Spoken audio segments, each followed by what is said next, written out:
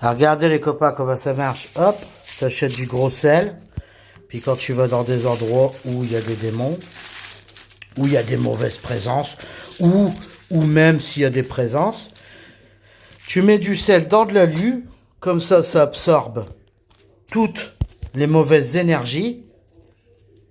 Voilà. Et toi, t'es pas attaqué.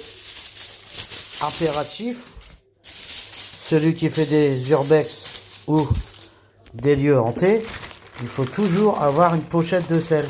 Par contre, quand tu as fini ton urbex ou ton enquête, bah ta pochette de sel, bah tu la jettes à la poubelle, enfin, parce qu'elle a rabidé. De toute façon, c'est simple.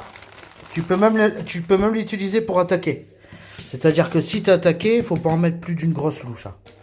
Si tu as attaqué, tu peux la rejeter sur la gueule.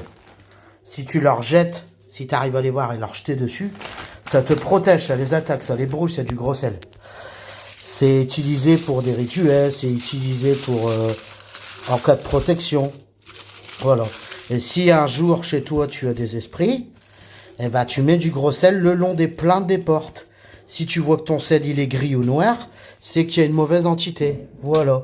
Comme ça, mes pochettes de sel, ils sont prêtes. Il me reste plus qu'à en faire une pour moi ce soir à la forêt. Et on est parti les copains. C'est du sel simple. Hein. Faut pas prendre du sel de cuisine. Hein. Faut prendre du sel assez épais quand même. T'es pas obligé d'avoir du gros sel. Mais il faut quand même que ça soit des gros grains. Tu vois. Je vais te montrer un peu le pax du sel. Voilà, gros sel. Origine Espagne.